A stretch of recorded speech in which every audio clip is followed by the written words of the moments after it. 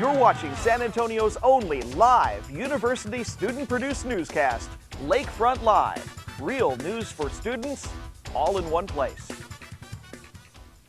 Welcome to Lakefront Live. I'm Neida Escamilla. And I'm Stephen Nehr. Breaking news coming out of New York. NBA Commissioner Adam Silver held a press conference just moments ago about the punishment for LA Clippers owner Donald Sterling about his comments during a private conversation with his mistress. Silver confirmed that the voice of the controversial racist remarks about pictures his mistress was posting on Instagram were in fact that of Clippers owner Donald Sterling. The NBA is banning Sterling for life, fining him the max $2.5 million, and is forming a committee to force him to sell the team.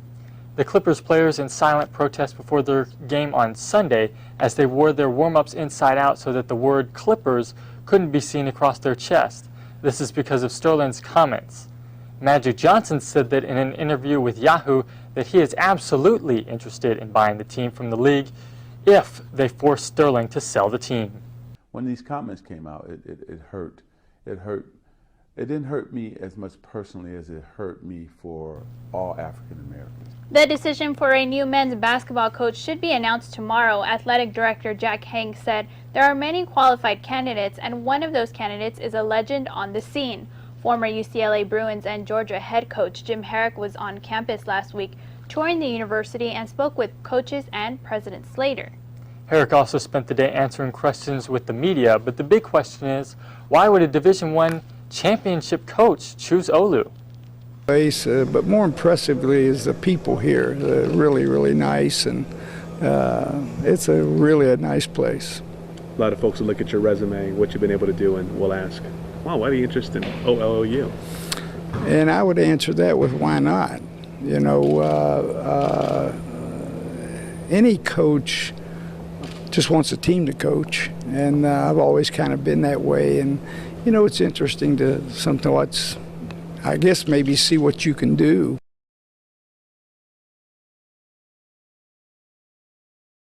Saint softball took the field for the last time this season as they took on Bacone College with an opportunity to clinch the RRAC title.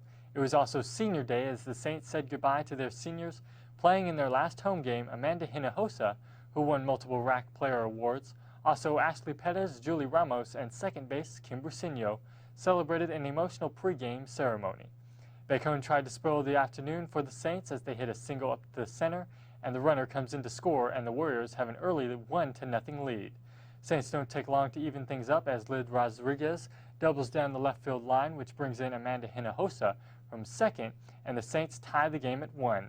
Saints aren't done yet as in the second inning, Amanda Hinojosa puts the bunt down, and Bacone pitcher throws back to home, but not in time as Miss Kim Brusinho scores as the Saints take their first lead 2-1. As we move on now to the third inning, as Megan Ramirez hits a sharp grounder over to third, off the shoulder of Costello, which brings in another runner, and the Saints take the lead 3-1. Now over into the seventh inning with 2 outs, Catarocha gets the Bacone batter to pop up over shortstop, and Liz Rodriguez makes the out, and the Saints win their first ever RRAC championship. The Saints head to Farmers Branch as the #1 seed in the conference tournament, starting on Friday. OLLU's Best of the West Fiesta Medal is getting attention from one local newspaper. It won first place in the education category of the first ever San Antonio Express News Fiesta Medal Contest. OLLU marketing brand manager Kathy Mall designed the medal and expresses her excitement about winning the award and to see her design come to life. A contest that the Express News put on, and anyone could submit a medal. And I submitted the 2014 Best of the West medal, and in our division of education, we won. So it was very exciting. It was neat. It was a good feeling, like, okay, all the work that had gone into it was well worth it, and you know, hopefully it'll give us more recognition, more visibility in the community. Fiesta is over, but police are still cracking down on drinking while driving in the city. Alicia Barrera shows us how you can go from behind the wheel to behind bars. With a recent fatal accident that took place at South by Southwest only a few weeks ago, San Antonio must prepare in dealing with intoxicated drivers just in time for Fiesta. Last year, San Antonio's 10-day Fiesta attracted an estimated 3.5 million visitors for their official events. But students like Virgil Sissoko are concerned with the city's decision to indulge for an additional 7 days. Of course, this is getting you, this is always in your mind, in your back of your head, like, oh wow, those things can happen, you have to be careful. Other students believe the responsibility of not drinking and driving belongs to the people themselves and respect for life.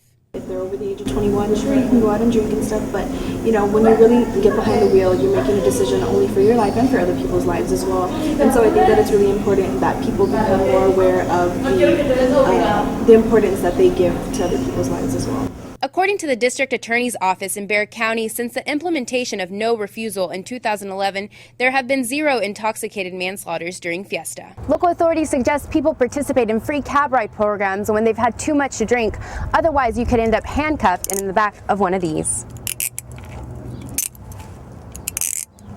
Texas Media Relations states that alcohol-related crashes are 100% preventable. Your decision to not drink and drive can save someone's life, including your own. There are no excuses and no second chances. Reporting from Lakefront Live, Alicia Barrera. Hookah bars have become the new hotspots for students. Alejandra Guzman explains why more students are headed to Hookah. Sultan's Hookah bar owner Hayden Morfelli opened his doors on January 4th, 2006. Morfelli's roots played a dynamic role as he started his first family business. It's part of our culture. If you go overseas, a lot of people, we don't have bars, we don't have clubs or anything like that. It's all coffee shops with hookah. Hookah is composed of the hose, a stem, a base, and a bowl, and a tray. Students are using this modern venue as their everyday relaxation and focus zone. I bring something with me to do. I just stay here for a little while. Sometimes on Fridays and Saturdays, I'll just come to hang out with friends. Morfelli offers a variety of flavors to choose from, along with college discounts, making this a more modern lounge and easier on wallets. Flavored molasses are the new trend, but how much is really enough before your health is in danger? Nicotine is the addiction problem, and we know that. It's not the part that causes death, but it's the addiction problem. It's the chemical substances that are in those products that's leading to cause disease, cancer. The other thing that hookah has that cigarette smoking does not have is the use of sharing in a social environment. Think about the diseases that get passed along in that, and you probably experience that. Your risk for diseases goes up. Where in smoking, you're usually using just your cigarette yourself. But because hookah is a lot of times shared in a social environment, you're at risk for getting herpes, tuberculosis, and hepatitis.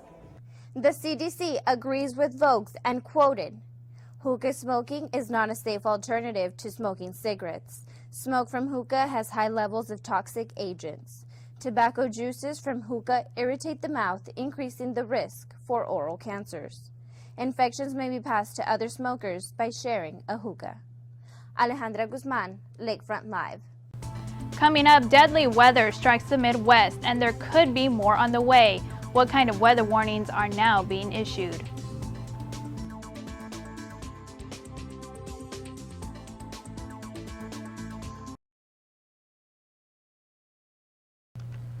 A banana was thrown at Barcelona soccer player Dani Alves on Sunday as a racist taunt, which is often directed at players with darker skin. Alves ate the banana and continued to play as if nothing happened. Barcelona went on to win the game 3-2. There it is, tornado. And Mother Nature isn't finished yet. Sunday's outbreak of severe weather killed 16 people in 3 states. The hardest hit area, Faulkner County, Arkansas, where 2 children died and hundreds of people left without homes. This morning, another tornado struck down directly on Toledo, Missouri. Rescue efforts began Monday morning, but more deadly storms are expected to move through until tomorrow. Tornado warnings have been issued for the Midwest and South regions of the U.S. Damaging winds, flooding, and large hail are also expected.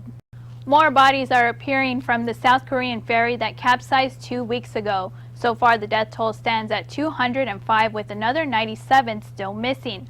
Almost 500 people were aboard the Sewol as it sailed from Incheon in the northwest to the southern island of Jeju.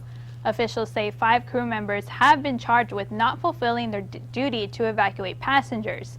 It still remains unclear why the ship tipped over and sank. After the break, how laughing at funny videos can keep you more alert, and breastfeeding video tutorials, the new app helping moms nurse their baby.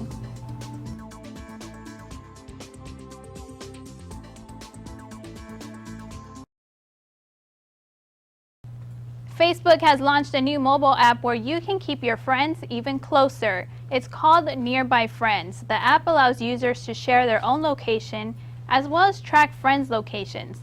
Facebook did make the feature optional for download to help calm the worries of privacy. Also, users are able to turn the feature on or off whenever they want. The company says the app is meant to increase person-to-person conversation rather than through text messaging. New technology is helping moms feed their baby. A new app on Google Glass provides live support with the Lactation Counselor for mothers who may have trouble breastfeeding or are just beginning to nurse. The counselor can offer advice to mom while observing her from her perspective as she's breastfeeding. The goal of the app is to let mothers focus on nursing their baby while using its hands-free capabilities. It's rumored that laughing could help you burn calories. While that's not confirmed yet, laughing does play a part in reducing stress and also benefits your health. A study at Loma Linda University in Southern California revealed when people watch funny videos, activity was measured in all parts of the brain. This means that our brains are more alert. Researchers say laughing has the potential for health benefits like reducing high blood pressure and pain. Don't forget to like our Lakefront Live Facebook page and follow us on Twitter. Since this is our last newscast of the semester, we put together a semester review of some university news that we've covered. Enjoy and have a great summer.